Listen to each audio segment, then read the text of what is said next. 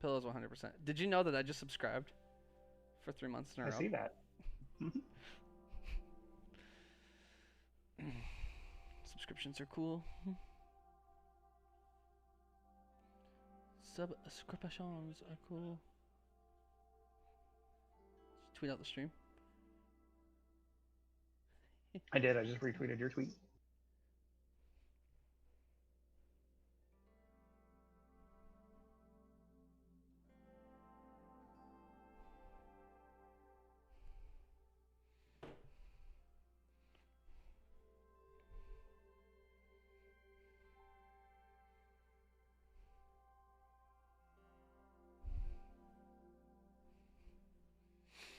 How much research did you do? I did a lot of research. I did a decent amount of research on mine. My topics were like the spoilers. But my The topics funny thing is, were the research is just all the weird stuff I watch and follow anyway. So yeah, that's exactly there's just fact checking at that point. Oh, I don't do. I know. I'm the fact maker. What's my topics? Oh.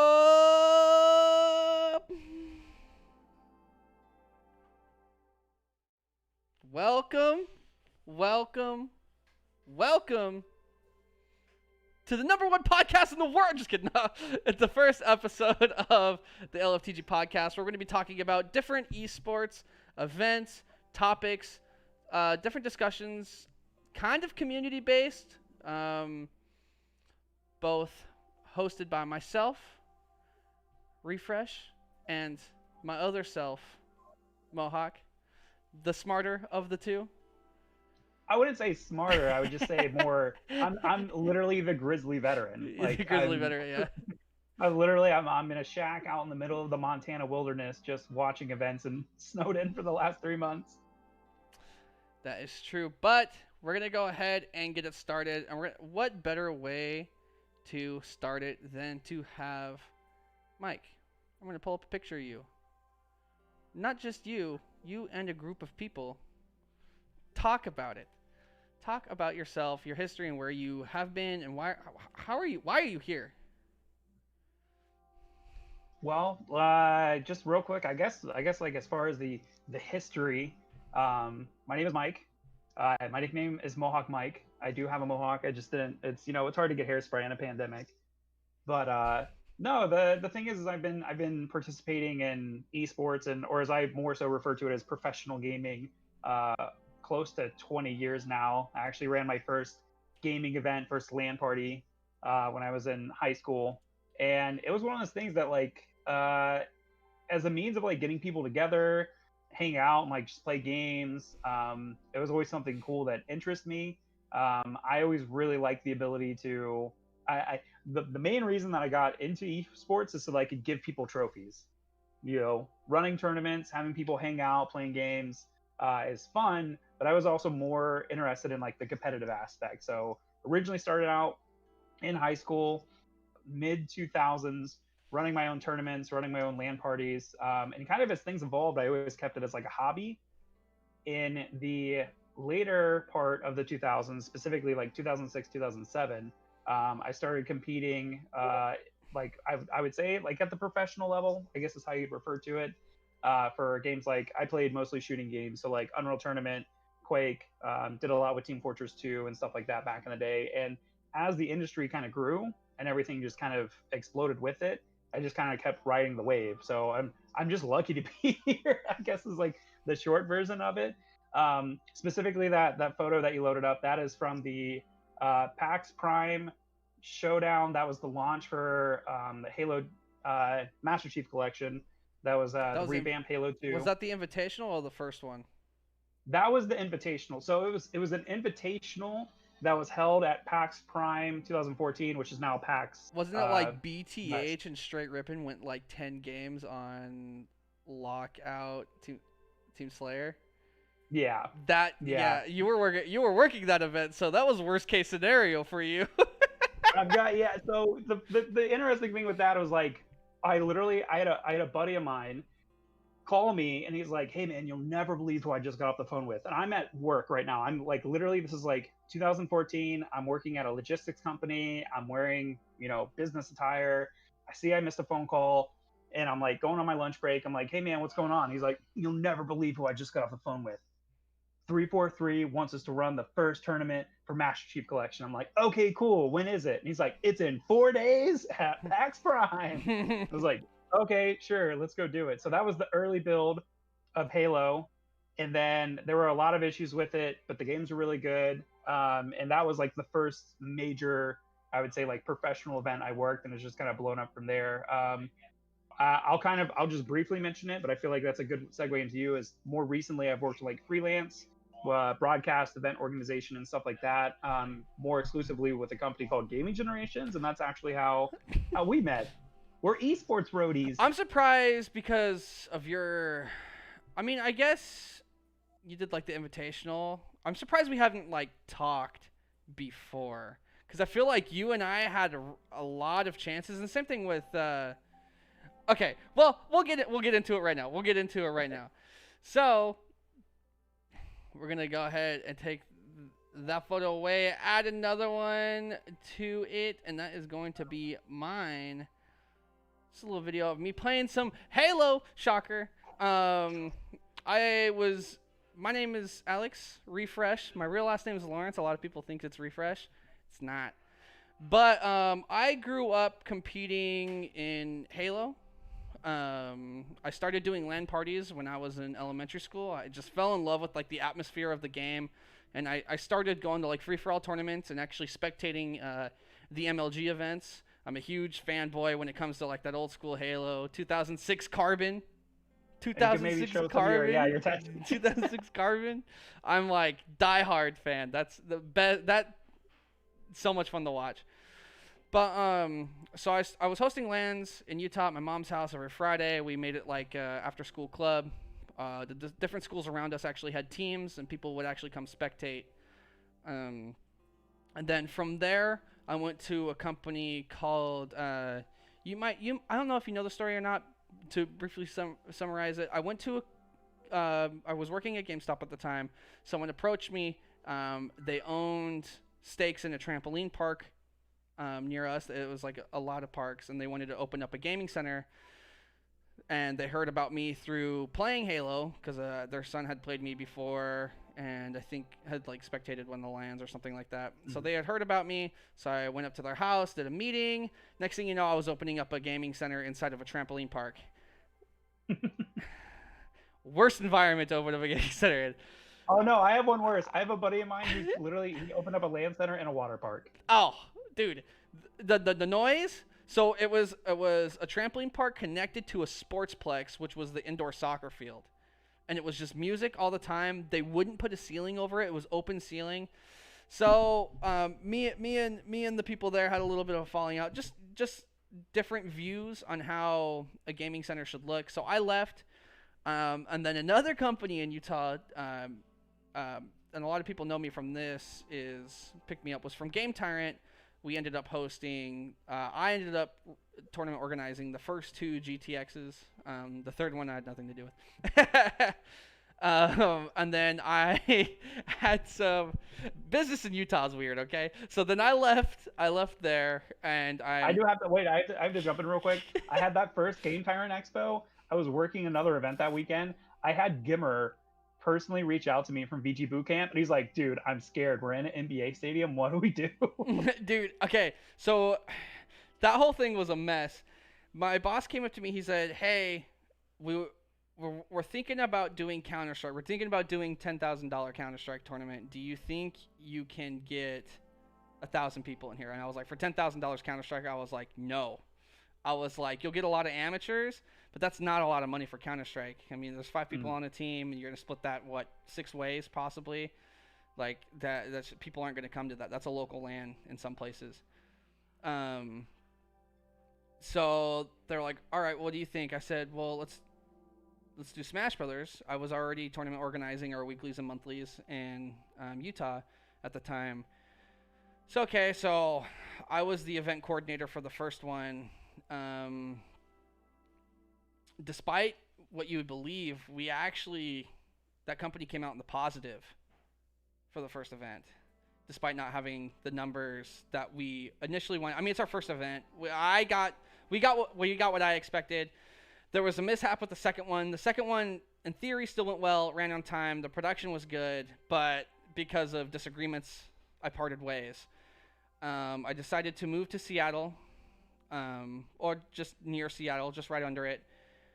And the day I moved in, I hopped out of the truck, and where our connection starts is the owner of Gaming Generations, Evan, called me. He says, I want you to do events for me full time. I said, okay. And then my first event, I was with you. We were in Collinsville. That's where you hurt your back. Yeah, no, that was, yeah. I ended up having a mishap with my back, literally like getting off the plane. It was a muscle spasm. Thank goodness it wasn't anything super serious. So like literally, like you and I were landing at the same time, so we were supposed to meet each other. And I literally had to send you a text while you're like in the plane, like, "Hey man, go to the hospital. I'll see you tomorrow for setup." Just like, okay. I was like, I didn't, because like I knew what it was to work events and set up events because I'd done it. Luckily, it was a Pokemon event, and Pokemon events are pretty easy. If for people that are unaware of how events work, Pokemon events setting up, they're pretty easy. It's pretty straightforward. But I was just like, cool, I'm working with it. I just remember, I don't know what time you got to the hotel. You just got in, you just held your back, and the first night of work, I was like, well, I guess I'm sleeping with my boss.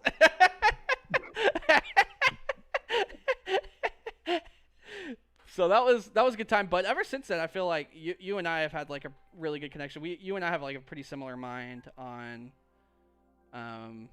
esports in general. I feel like I definitely have like what's good for the player, and you definitely have like what's good for like the integral business and the structure of like production. So I feel like you and I, like, our thoughts mesh really well. I feel like you and I have come up with a lot of good middle grounds for solutions of problems that still haven't been fixed in esports. That's why we're here. That's exactly, yeah.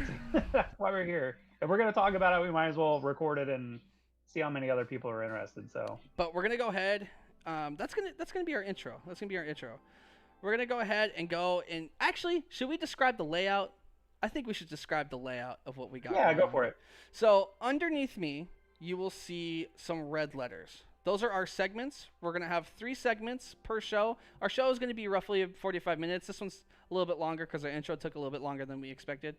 Our free-for-all is rapid-fire discussions on esports topics, typically happening in every scene.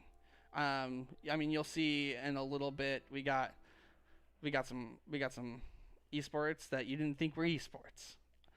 But the reload, longer discussions, and then upcoming events is exactly what it is. It's just our upcoming events. It's our personal pick for upcoming events, something that we like to look out for, we like to pay attention to. And then on the left-hand side is going to be our actual topics of discussion. So let's go ahead and get the first one in. I just got to move a couple of stuff real fast.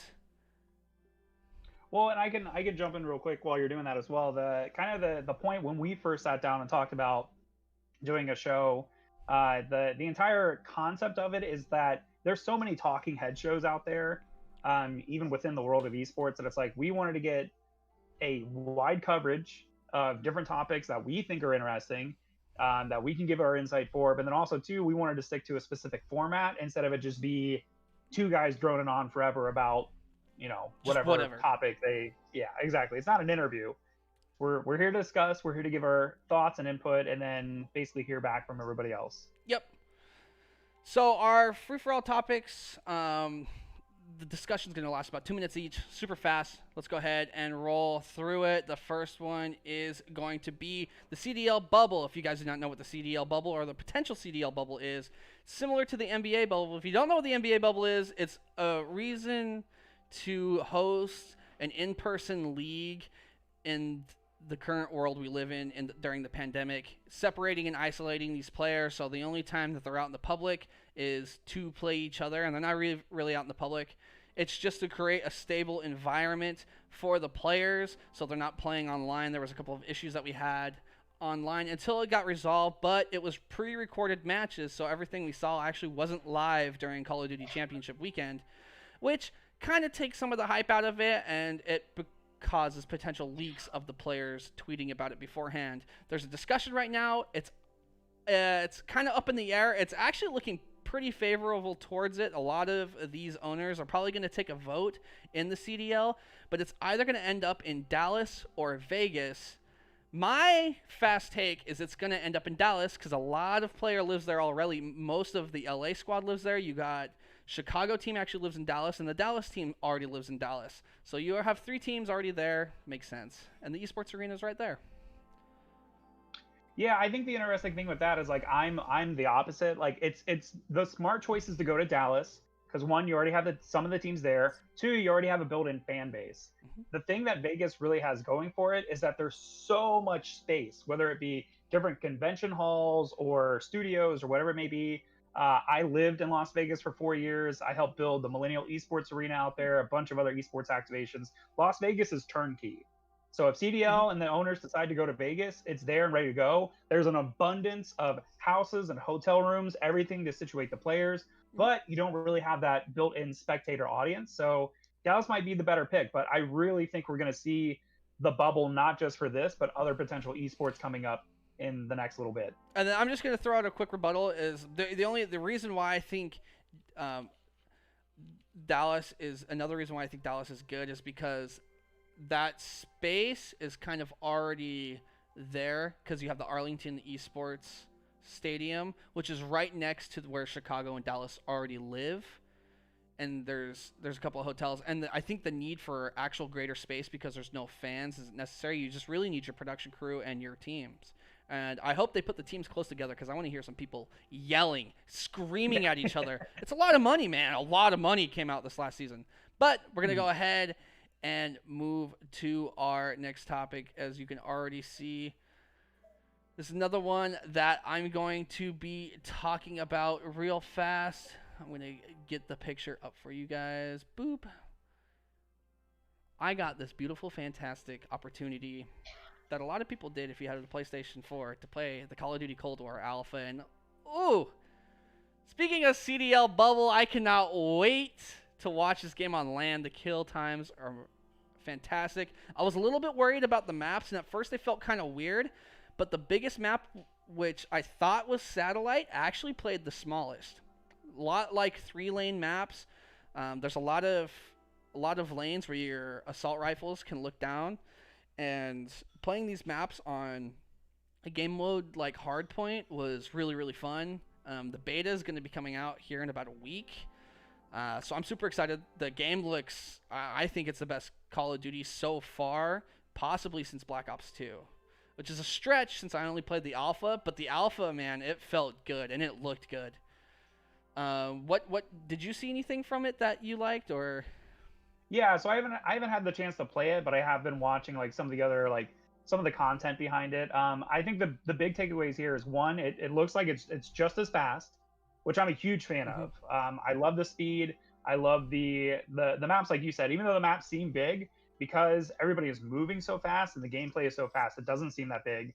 I think the other thing to implement here as well is pending how the gameplay is shaping out right now, the fact that CDL is backing from 5v5 back to 4v4, I think this immensely helps as well. Yeah. So I think that's the big thing, the mentality everybody needs to have while they're seeing the alpha gameplay and it goes into beta up eventually to the launch, is that a lot of these teams, they invested a lot of money into settling these teams, getting franchises, signing players, and now they're having to release players because the game is the league is going back to 4v4. So long as the game is situated for that 4v4 play, then I think it should be fine.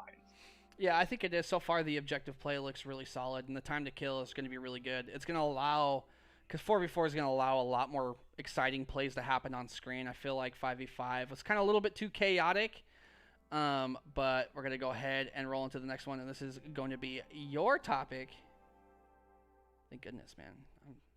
Yeah, well, speaking of fast and frantic gameplay, I mentioned earlier in the intro that my background, I grew up really playing arena shooters, like Unreal Tournament, Quake, games like that. So for me, one of my favorite things that I've seen more recently is we have Diabolical finally came out.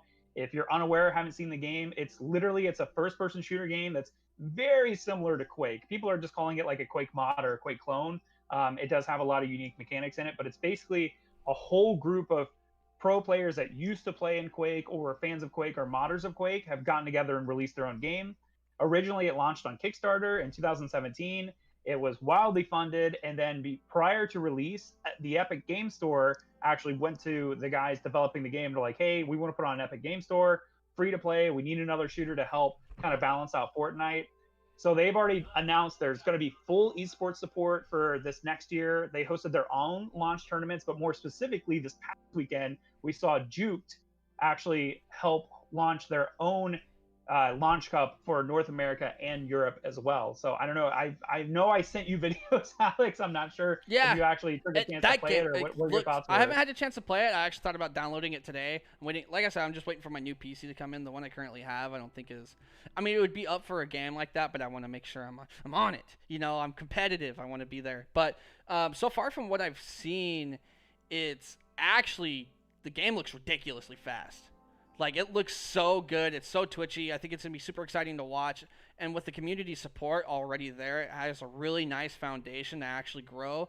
And that's something that I would like to see from developers in the future is, like, let's pretend Halo dies. You know? Let's pretend. I mean, it's going to... but let's pretend. Let's pretend. But if something like Halo were to come out, similar like how Diabolical did it, and it had community support, I would be... hands down, all in favor. Halo's not dying. It's never going to die. If it is going to die, we're good. But Diabolical looks really good. Really, really well, good. I do want to real quick, the last thing I want to mention, though, is that so Diabolical has given a good intro for players new to the arena FPS genre. But the interesting thing right now is with these launch cups, and even though there is an esports structure that's being set in place, a lot of the players from the Quake Pro League, which is playing Quake Champions, have actually been navigating back and forth. There's no NDA, there's no exclusivity. So imagine somebody literally playing like in Dota 2, the international, and then going to play in League Worlds. Or like Halo Infinite, or like a Halo 2 clone. Oh.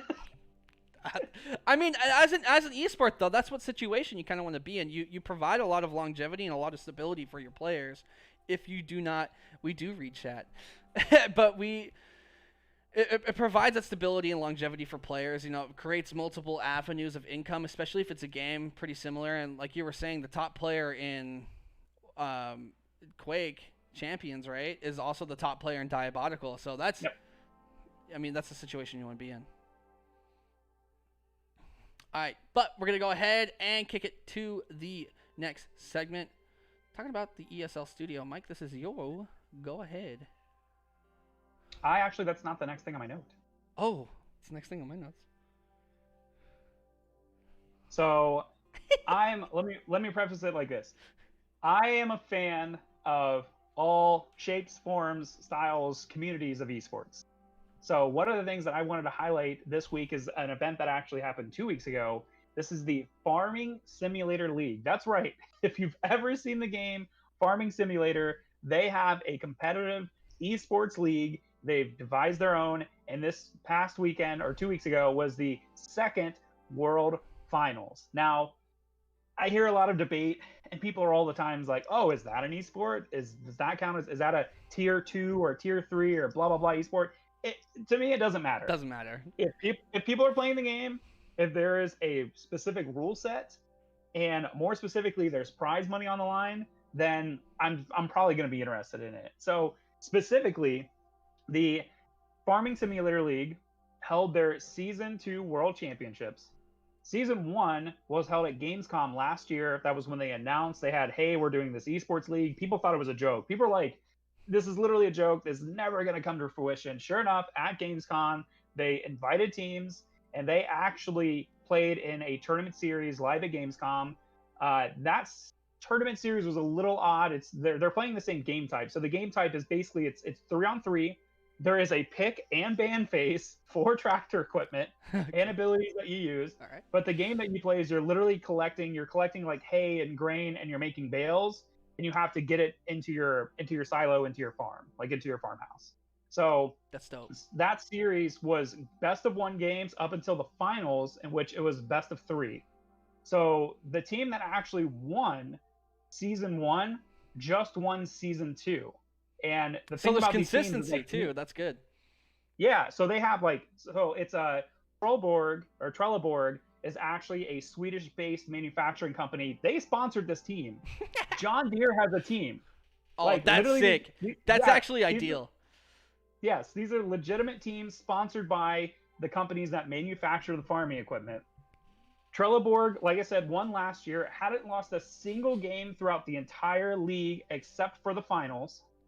This year, they instituted best of 3 up until the finals, which was best of 5. It went all 5 games. I'm gonna have to peep this. I'm gonna have Yeah, to. it's I'm gonna have to watch it. definitely. If you literally if you just go to YouTube, go to Farming Simulator, it's their like official YouTube channel. You can actually look; they have highlight videos. So like, Oh, it's you on can their watch official a full YouTube match. channel too. Yeah. So it's like, oh. You can. So I wanted to highlight that because I don't think one, a lot of people know about it. 2, a lot of people would think it was a joke. 3, there are so many tournaments and leagues out there that happen like this that people don't know about that you have to kind of open your perspective a little bit. And that's one of my main goals. It's gaming as a being on whole. this show. I feel like a lot of the times we narrow our focus too much on what's in front of us and we don't see gaming as a whole. Mm-hmm. But now, with the topic that I thought we were going to talk about, speaking of all sorts of esports, tell me what's happening with ESL. Yeah, so they've announced last week that they are building a new studio with the focus on obviously like the pandemic we kind of talked about before with the COD bubble. That these guys what they're doing is building a studio that's going to help focus more with the talent actually being in studio, and then having actual teams that produce content for these players and teams leading into these specific matches. So normally, especially with like Counter-Strike, up until we had E-League and these other tournaments, a lot of these organizations and tournaments, the way they operated is that the organization would actually put out their own content for the team. This is how we're boot camping. This is a new player announcement, so on and so forth. What ESL is trying to do is kind of how LCS and League has already done for their play and their organization as well. ESL is building a studio. They're going to have tournament matches in studio. All the players will be there. They also have more of a roadmap between where the studio matches will happen on top of where the actual majors will be. And it just all around seems like it's an incredible concept moving forward for not just CSGO, but anything else they have in that studio. No, the studio concept is super cool, and that's exactly what we need right now. I mean, no one knows when anything's going to go back to normal. So having that studio or somewhere for us to play in an environment like that, because, I mean, this last year we got away with saying, you know what, this is a video game industry. We can get away with playing esports online, and obviously we can. But there's just something about LAN and the competitive integrity that goes into a LAN connection. I'm not saying the games were exciting. I mean, I was still standing around screaming in my front room watching Cdl champs, but if it was a LAN environment, you can have those players actually interact, and you can create. Something like this, you can create a lot of fantastic content that goes beyond the matches being played, and I think that's what all of these esports organizations should be looking at. But that is the end of Free For All. We got through it for the first time ever.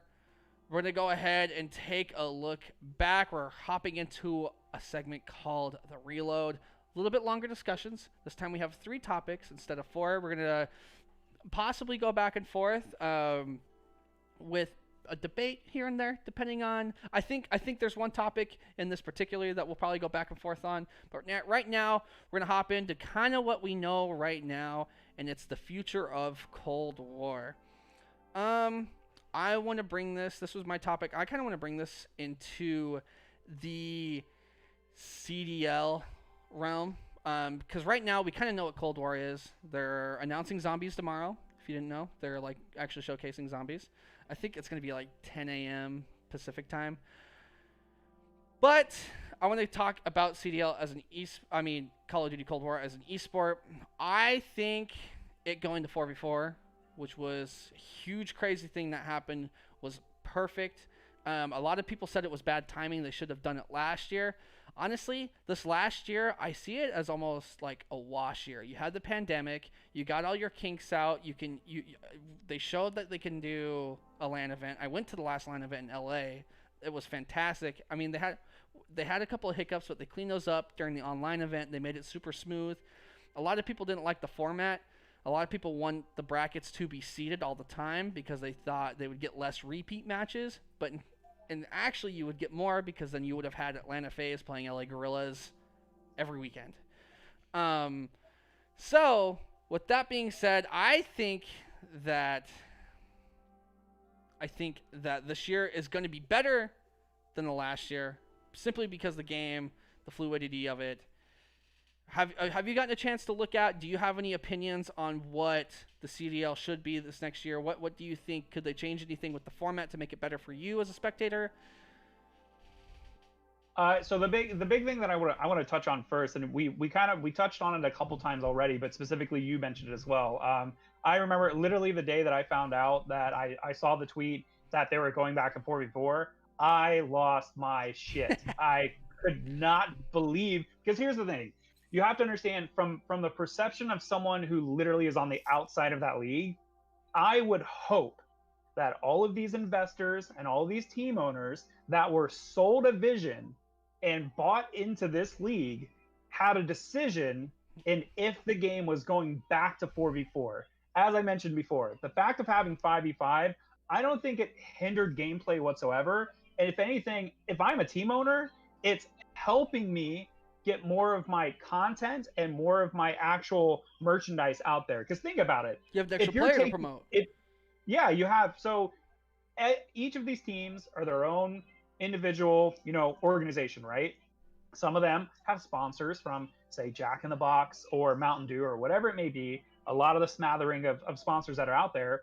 Well, now if that's one less jersey for me to sell with all of the patches on it, then that could potentially be a huge income. The other thing that I really thought was cool this past season, the inaugural season, was seeing all of these young guns get their chance to play with all of the veterans, all the steadfast, like, Crim6, 4 Simp, all of these guys, literally having these young guns. That's how you develop a story, and that's how you further the league.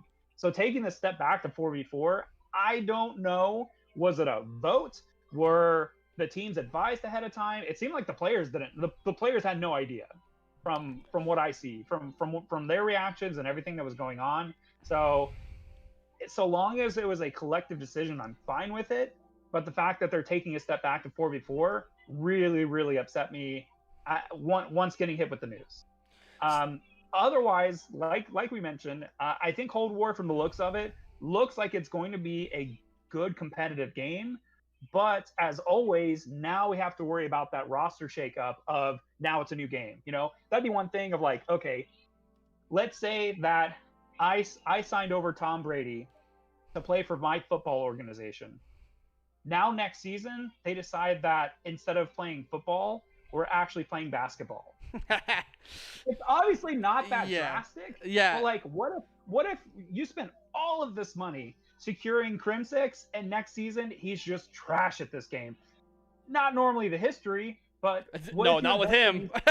That's what I'm saying. Like, what if you invest all of this money and time into these players, hoping to make them a pillar of your franchise, and then you have no idea if the next game is going to favor their game style or not? So I'll go ahead and give my 2 cents. Incredible Volk, you had a good question in the chat, which was, do you think this will open opportunity for more teams? So they actually have already made a statement on that. The statement is yes, with a full season on LAN, they want to open it to more teams. They want to make sure that they can provide a stable environment for more teams. So there's teams that wanted to buy in. One of them was actually Rise. They didn't allow more teams to come in because they wanted to make sure that they can execute a season without hiccups. Obviously, the big hiccup was the pandemic. But to go on the note with you, Mohawk, so the CDL actually reached out. So they did it a weird way. I listened to a lot of podcasts, esports podcasts in general.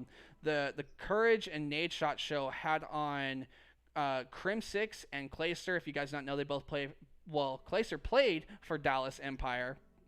They won the world championship with Illy, Hook, and Shotzi. Shotzi was a rookie, came over from Halo from last year. His first season ever, won MVP and the world championship.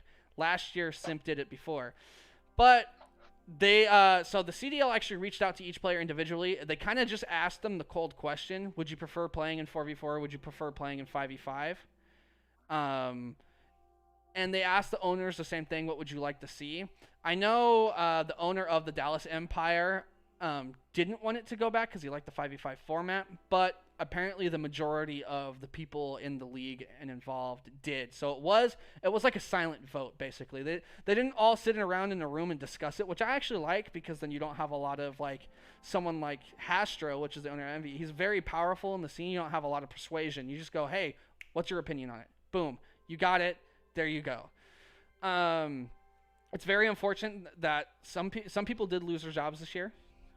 Because of the move to 4v4 instead of 5v5. There's some players that aren't in the league, and we don't know all the teams yet. There's a couple of teams that are filled out already, but the biggest thing that happened was Clayster, after winning his second world championship in a row, his second of 3, got dropped just over 24 hours after he won the event. They didn't even give him time. But that team did know beforehand, and Clayster said it wasn't a fight if he would be the one to leave, and now he's signed on to another team, which is New York, so he kept the spot. I think all the rookies that deserve their spot this year got their spot, and all the veterans that deserve their spot this year got their spot, as far as like who I'm seeing actually being played out. So I think it's just going to be good competition, but we're out of time on this topic. We've been out of time for a little bit. I just had to talk about it for a second. We didn't even get to touch about them switching over to PC with controller, but that'll come later. That could be a whole segment in and of itself next episode. We'll see. I'm interested to see how that develops. I already know how that's going to develop. This year, it's going to be PC controller. Next year, it's going to be PC with mix. And the controller people are going to hold their own, surprisingly. Boom. Calling it. Calling it now. Another topic for another time. Calling it now. All right, what's our next one? We got something pretty interesting. Something that hasn't been talked about between both of us for a little bit. But I'm gonna make sure. Yeah, this one's interesting. What do you have? Having worked a lot of these events, okay. Pretty involved with the overall fighting game community, otherwise known as the FGC. Mm-hmm. Obviously, like a lot of their bigger events, everything else got canceled this year, and a lot of these players have been really resilient about moving to playing in online tournaments. There's a whole lot of issues and a smorgasbord of other things that happen with that. So we kind of wanted to talk about right now what we think the status of the fighting game community is overall, and this is also including Smash Brothers.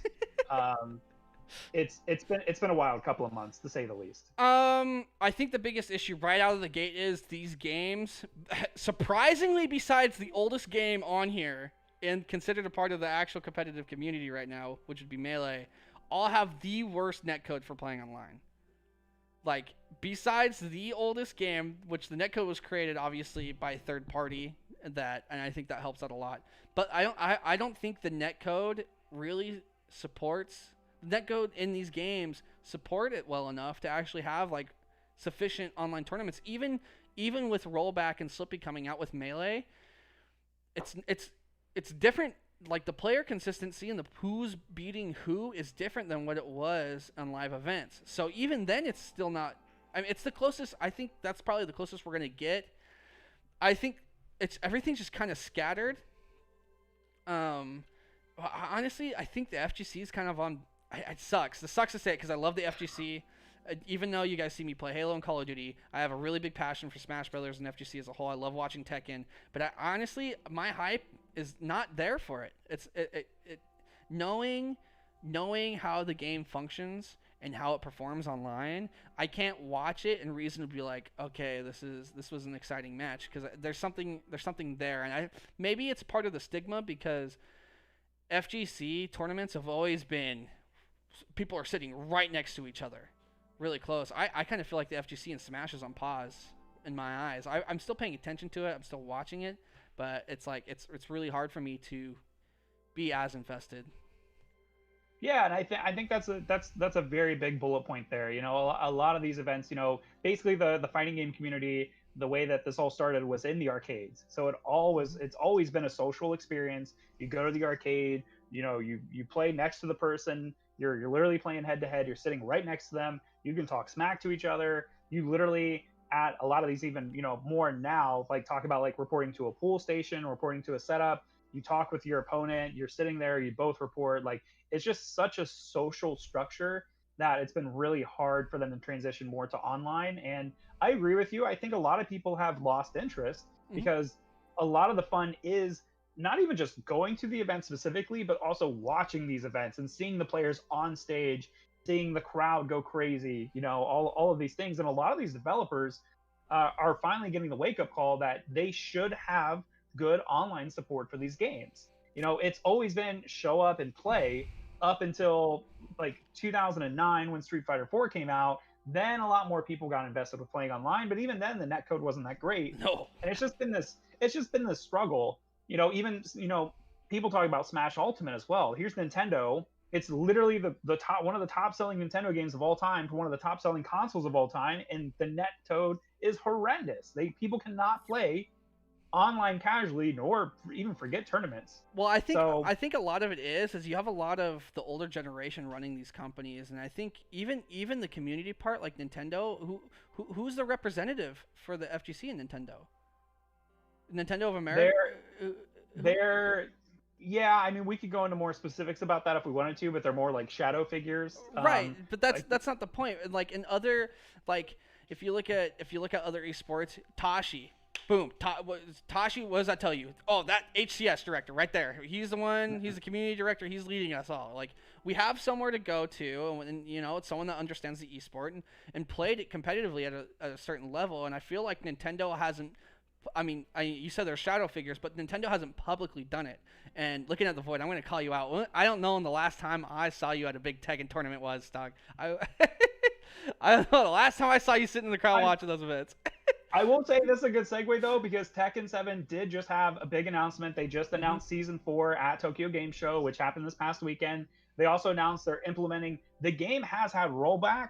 They're implementing more rollback, and they are trying to focus more on these online competitions going into the future. Yeah. I mean, that's super sick. I'm excited. I'm excited to see what they do. hopefully they get it figured out. I would like to see the FGC come back. I miss watching Tekken.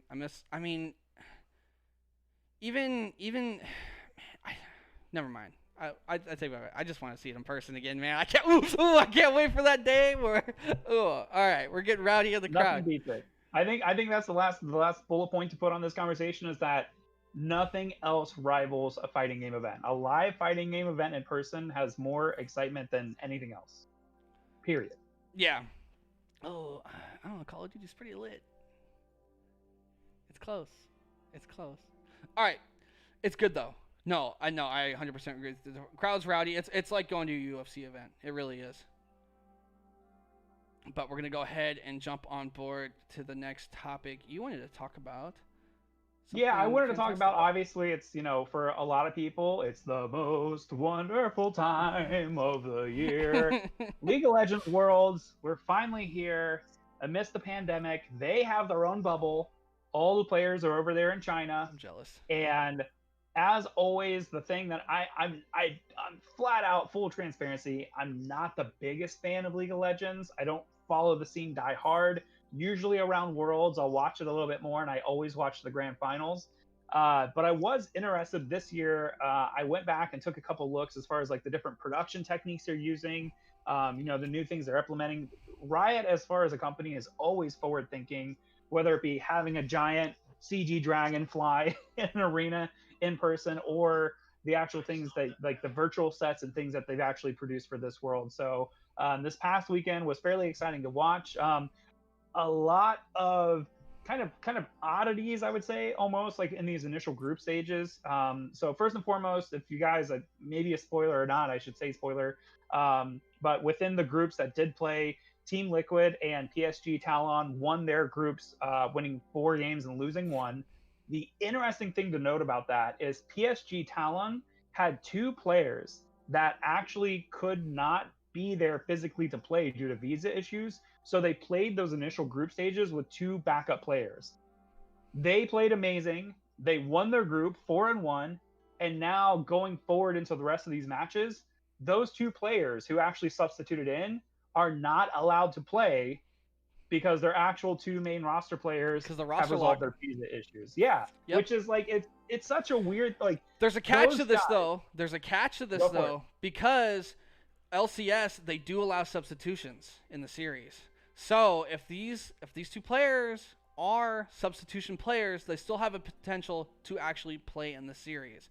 But the two starters that initially missed out have to start because of the roster lock. But Right. props So also specifically, props to the LCS for letting them substitute when they needed to, because there's some esports that would not have done that. oh no, not at all, not at all. So yeah, so these two players, River and Tank, are now going to be filling back in. They're going to be joining their original roster. Maybe, I'm not saying you should bend the rules or anything, but maybe they'll get like a sudden case of food poisoning the day of the match and they can't show up. Because the team performed so well with the substitutes. So I can see it I'm happening. just There's saying. going to be some controversy, I think, with that situation. I think something like that. I mean, because the team wants to win, man. Like, they're a business at the end of the day. If they're going to find a loophole to make money, they're going to use that loophole. Well, speaking of winning and not winning, I did want to give a little bit of a spotlight to Rainbow Seven. They are a team that formed 5 months ago. Literally plowed their way through as the underdogs, won the Latin America division, showed up at Worlds, and unfortunately they were knocked out this morning. But I think they're definitely a story to highlight here within these Worlds, because a lot of times within the league, it's like everybody knows like Korea's overlord, right? But then NA and EU get all of this attention. Latin America is kind of left out of it a lot of times. They're now they have an lumped actual in. team they can rally behind. Yeah, they're like kind of lumped in with NA, but not talked about. It's so weird. Like, Latin is never talked about, and they're good, man. Like, for that team, I mean, 5 months sounds like a long time for some esports, but 5 months for League of Legends is not long at all. For a team like that to show up and actually perform, I think that is very understated right now. Very, very understated. Yeah, and the other unique story with that as well is that their team / organization, I should say. So they're Rainbow Seven, but if you look at their logo, they were originally backed and purchased by a team by the name of Reciprocity, who you knew from Halo, we know from fighting games, we know from Rainbow Six, like this monolithic team that kind of after Echo Fox kind of like went under and had to release everybody, Reciprocity came onto the scene and was like, nope, we're going to all these high caliber players, all these high caliber teams, winning tons of events, actually signed Rainbow Seven, but earlier this year ended up falling apart as an organization. Which is a shame, too, because their production crew was, I think they were great. They put out a couple of production series with like the Halo team and stuff. They were so good. They were so good, and I think that was a huge missed opportunity for the fans. Rec, I mean, I think they mismanaged their money, right? That's kind of what this came down to. Yeah, it was one of those things that like it's not so much a mismanagement of money. I think that there were a handful of the investors and the owners that just had different visions, and everybody just disagreed with themselves, that it just kind of collapsed. The owner of it, his name is Chad Larson. He's very vocal on Twitter about it, very transparent. He announced the day when the team was going to defunct, so to say. We could go back and we could take a look at that. But yeah, this is the last nail in the coffin for Reciprocity, aka RecPack. But hopefully Rainbow Seven will do really. They had a really good showing this season, despite what anybody else might say. Yeah, they got knocked out in the initial round of Worlds, but I really think they're a team to look forward to going into next season. So that is the end of the reload. Great topics of discussion there. We had a couple of good ones. I'm excited to continue this, because I feel like even though we've talked a lot so far, there's so much in a week that happens. We could easily double back to this week and talk about some other esports that we didn't get to talk about. But we're going to move on to our picks for upcoming events. And I wanted you to talk first because you had a very, very, very, very interesting pick. So much so, I'm going to go ahead and give you an extra minute on your topic. So go ahead. I guess I'll jump right into it. Yeah. I don't know anything about this. I wanted. I saw this because I did a little bit of research on some of the other topics he picked because I didn't know. I saw this and I was like, you know what? I want to hear it from the man himself. Mohawk, tell me what is up with this. Yeah, I mentioned before, obviously, I gave one of my segments, I gave a highlight and I gave a spotlight to the Farming Simulator League. For the upcoming event that I wanted to highlight this weekend, you guys absolutely need to check out this Saturday and Sunday. It is the Drone Champions League 2020 Virtual World Championships. Now, everybody is like, you're familiar with drones now, and people may have seen like drone racing on like ESPN and stuff like that. But what this organization has done, the DCL, is they've actually developed their own proprietary game that you can purchase and download. It's on Steam, it's on PlayStation, it's on Xbox, and it's as close as they can get it, a one-to-one real life simulation of what it is to fly a drone in one of these professional leagues. The really cool thing with this is that each season they have a combine, and players compete using this virtual platform, their version of the game, and each team has to draft one player from these events. So basically they just run time trials, and the courses that you're racing in the game are the same courses that you would race in the real world. So like, for instance, the last event that they just had the season before Worlds coming up this weekend was the Great Wall of China. So literally, that's ridiculous. They have these players. They were in China. They literally set up the course. They fly the drones around. It's like a huge race course. And then now what is coming up this weekend is the actual virtual world championship. So a lot of these teams are not only equipped to compete in this game, but also they earn the right to compete in the actual drone racing league.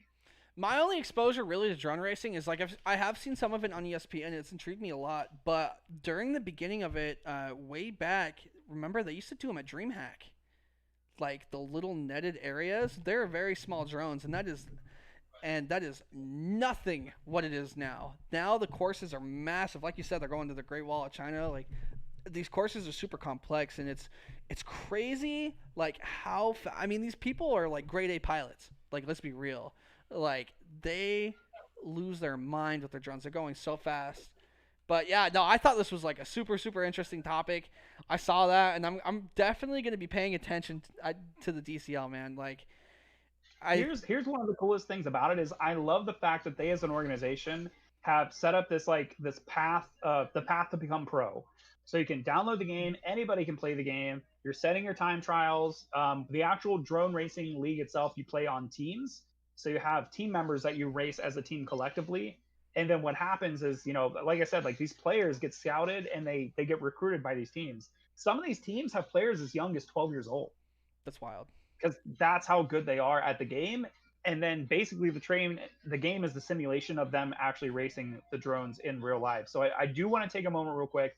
So from the past event, so there is a team representing North America, representing the Americas. Quad Force One is currently, they've won the last event for the virtual race in the Great Wall of China. They're sitting in third place in the overall standings right now. The number one team, X Blades Racing, is currently sitting first place. They've won the most events of this season, but that's where the big debate is coming right now. Is it's kind of hard to make a prediction because each of these races are different. It's the same thing if you're racing like F1 or NASCAR or anything like that. But there's a full structure laid out. These guys race each other. And right now you have USA and Great Britain are looking really strong. Russia is also in second place, but we'll see who will actually come out on top this weekend. Super sick. And so that's this weekend. What day is it? Against Saturday, right? Yeah, so it's Saturday, October 3rd and Sunday, October 4th. You can check it over. It's twitch.tv/Drone Champions League. Otherwise, if you want more information, you can just Google the DCL or Drone Champions League as well to check it out. And then the other thing, too, is check out the game. The game, my actual first exposure to the game, I was working an event at the esports arena at the Luxor in Las Vegas, Nevada. It was the online Smash Brothers Ultimate Tournament Series. We were in one of their small production rooms. The DCL actually rented out the entire arena to hold their combine for their virtual game, and then they held the draft there that same day. That's sick. It was really neat. Big moves by DCL. I like to see it. We're going to go ahead and move on. DCL, remember, DCL this weekend. Check it out. We're going to go ahead and move on. We are going to talk about my upcoming event, which is the HCS Open Online Tournament. Halo 5 is back. This is going to be the second open event, but the last open event before the pro circuit actually starts. A lot of these players are earning teams. I was going to talk about the teams and how they're set up, but I have a feeling after this weekend, none of that's going to matter because Halo kids love to swap it up. And a lot of these Halo players are actually going to be competing in the amateur Call of Duty League. So a lot of them aren't willing to commit to the time to playing Halo 5 right now. So it's going to make this super interesting. It's going to be like kind of the most hardcore Halo players. How relevant is... I'm going to answer this. I mean, this is a good time to answer this question. How relevant is Halo nowadays? Well, there's been a few mistakes. I think Halo's biggest mistake is they listened to us.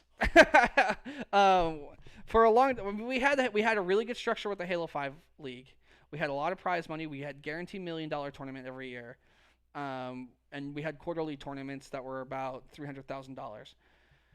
We made the mistake of complaining about it and asking for Halo 3. We had one Halo 3 event, which is UGC St. Louis, which I attended.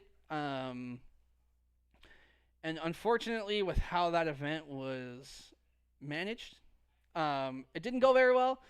So a lot of those teams that showed up for the first Halo 3 event didn't go back. And since then, we've had a few more Halo 3 tournaments.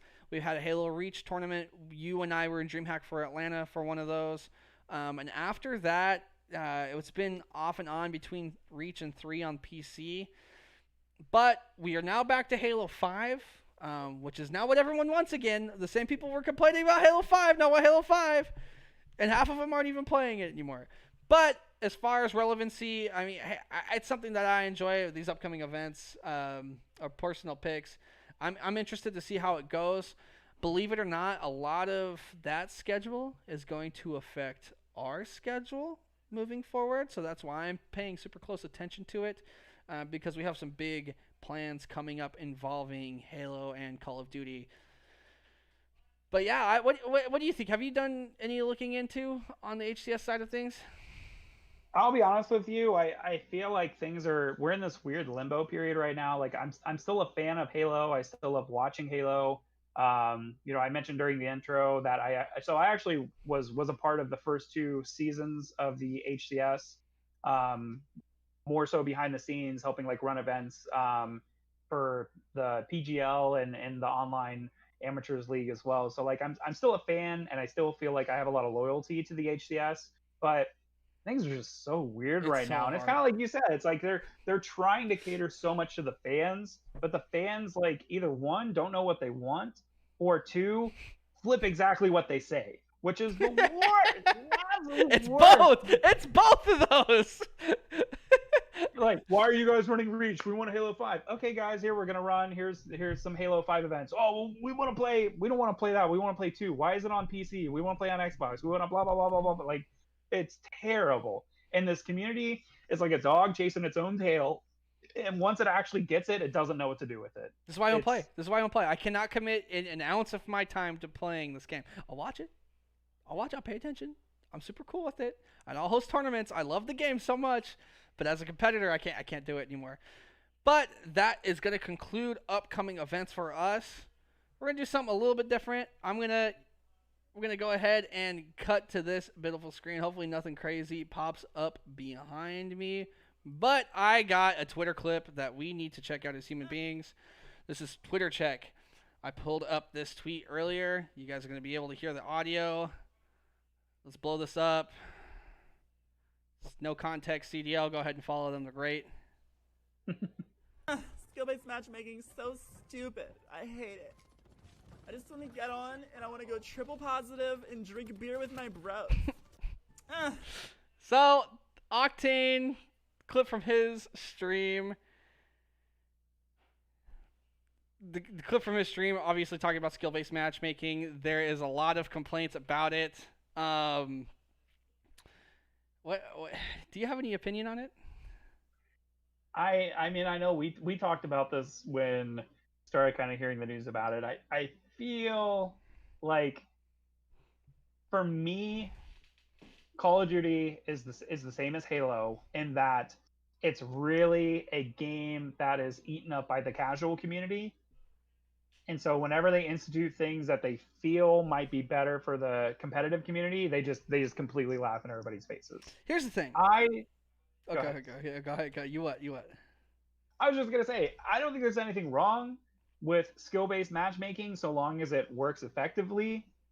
But for people to already be complaining, like we're literally the game is still in development right now. Who knows what it's going to shape up to be? So, yeah, that's a great point. Here's my thinking on it. I'm torn because I am in a very self-aware state of mind right now, where I am very aware there is, not to brag a little bit, but I'm decent at Call of Duty. Okay, I'm not to brag a little bit. I'm decent. I'm not saying I'm good. I'm not saying I'm bad. I'm decent. I'm decent enough. I gotta ask you as your elder, do people still dab? Is this a moment where you would dab? Yes. No, people do not dab. But I just turned 26, so I am now elder. I am I am now, as far as esports go, I am now an elder. As soon as you get past 25, you're old. I'm sorry. Dab not relevant. Okay, but besides the point, like Halo, damn. Here's my thing about skill-based matchmaking is me being in that lower percent of people that probably could actually compete. I feel like skill-based matchmaking can be a bit harsh to sit down and relax, but with all of these competitors complaining about it and the high-level content creators complaining about it, I feel like we have no right to. Because imagine Dallas Empire, right? Someone that just won a world championship. They're the best team in the game. Was no skill-based matchmaking. They decide to party up and they play 5 people that playing the game. They're in a weekend, right? You're playing some Christmas noobs. What's the self-fulfillment there? Like, even if it's pubs, I think the best solution is, and this is like a really fast hot take, is I think there should be the skill-based matchmaking should be a wider percentile in pubs, just to make it feel more casual, so you're connecting with more people. Faster lobby. It's honestly just an incentive for faster lobbies. Like, hey, you're playing with a wider range of people and you can find lobbies faster. You're constantly playing. That gets people addicted to the game.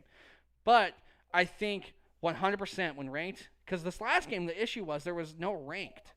So it was just all skill-based matchmaking. There was no difference between playing pubs and playing ranked.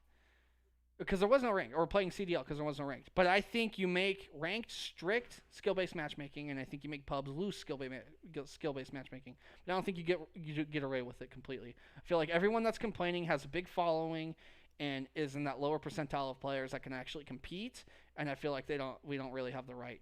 I mean, you're playing to win. You're making money playing this game. If you're upset about losing in pubs, don't play pubs because you're not a casual player at that point. You're not playing casually if you're upset about losing. You're competitive. Even if you suck, if you suck and you hate losing, you're going to get better so you can win. Don't just complain about losing. That defeats the whole purpose. I think that the other big issue that I have with this as well is that, like, from like the top down view, right? Mm-hmm. All of these pro players are going to be scrimming against each other anyway. Or I know they don't even play pubs.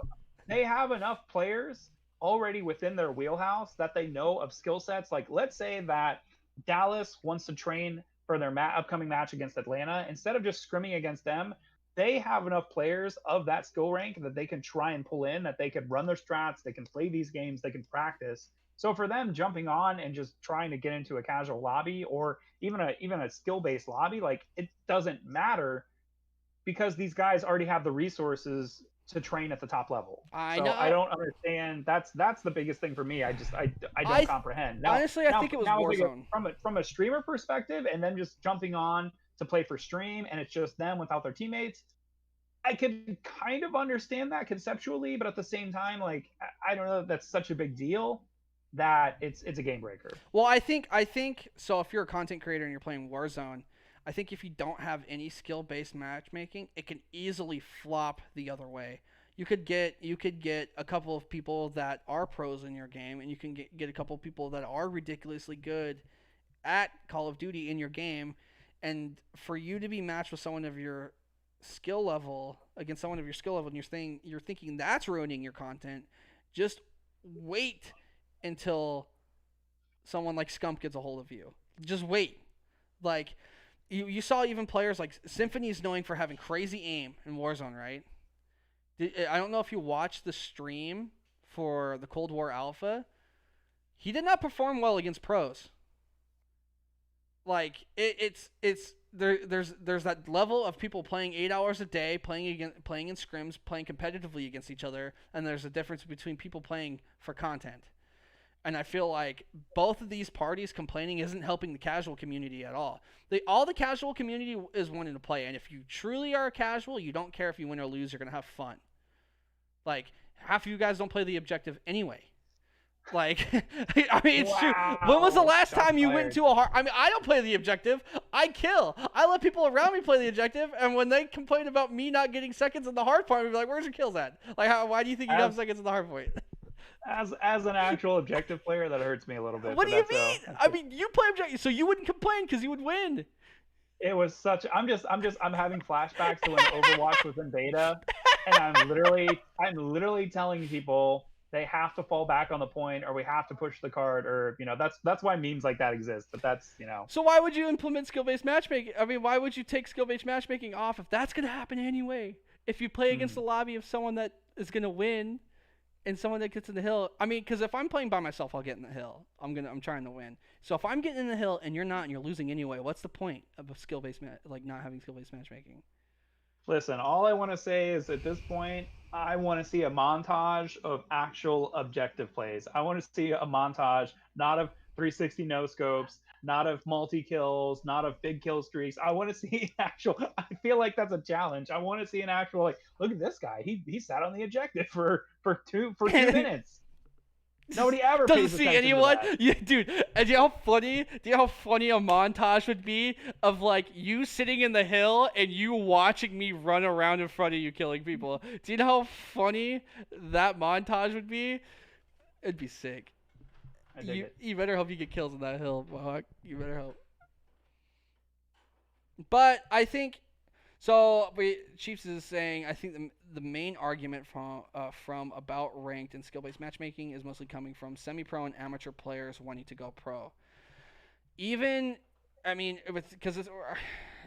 skill-based matchmaking is a topic, but it's hugely debated in COD right now. COD has their amateur scene. You can find more consistent scrims in the AM scene than you can in the pro league right now. And with it going to 4v4, you're going to have a lot of these pros playing scrims in this amateur league. You have a lot of options. You can play in online tournaments. You can play on that. If you're playing pubs, you're doing it to chill out. You're not playing it because you're trying to go pro. Like you don't go pro by playing pubs. You go pro by playing in tournaments.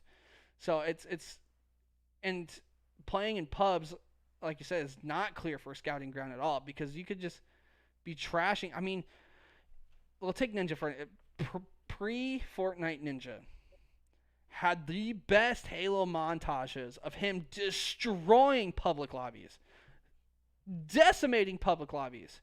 But when it came time to play on LAN and go to a tournament, how many LAN events did he win in Halo 4? How many LAN events did he win in Halo 5? He won 1 in Halo 4 at the very beginning. Like, play against people your own skill level if you're trying to get better. Like, and if you're not, just don't care about losing. I think that's a topic that I'm gonna throw on. I'm gonna make a note for next week as well because that was something working with the HCS and helping develop their amateur league. Their format of the bottom 2 teams at the end of a season had to play the top 2 amateur teams, and if the amateur team beat them, then they took their pro spot. Like, we know that CDL is going to be doing more with the amateur league, but it needs so much more support, so much more structure. Well, I think this year didn't help. I think their initial structure was pretty sound with the LAN events. I think going online is kind of what hindered it. But you got to look at the amount of money they had. As far as amateur leagues, Call of Duty blew everybody out of the water with money. You had actual pro players in there, like, because the league's so limited. Even if you added 4 more teams next year, you would still have past pros in the semi-pro league. So I don't know about the more support. I think they kind of just did what they could this year. But I think this year is going to be a lot better. But I think it's time, man. It's that time. We definitely went a little bit over. We'll have to be more. We'll be more strict. I'm gonna add a buzzer or something. Yes. Yes. Absolutely. Because we could talk about some of these topics all day, and obviously we'll take down notes and we'll touch back on some of them later. But it's that time of night. Thank you so much, the LFTG podcast. I think we couldn't decide on a name. We decided on a good name. It was taken. I just, if you have a in theory, a good name in chat, go ahead and toss it in there. We're not giving you any royalties. They're gonna have to sign some paperwork just to hand that over. But I'm playing it smart, man. I gotta cover both of our butts now. Just make sure you copyright it before you submit it in for submission. Yes. But we're gonna go ahead and end it here. Thank you guys so much for watching. This was, me, Refresh, and Mohawk. And me, Mohawkmike. All right, we will see you guys. What's today? Tuesday. We will see you guys next Tuesday, same time. Are we shooting for that? At same time works for me. And if it changes, we'll probably tweet it out. So if you guys haven't, go follow us at LFTG Official. If you guys haven't followed the stream yet, follow the stream. What are you doing, you animal? And go to LFTGofficial.com where you can possibly see our merch. You can also hop into our Halo and Call of Duty Discords while we'll be making a big announcement on upcoming events, possibly multiple events with a fair amount of money. I don't know. Who would know this? Definitely not me. Not me. I wouldn't know this at all. All right. You guys have a good one. Bye. Bye, everybody. Have a good week.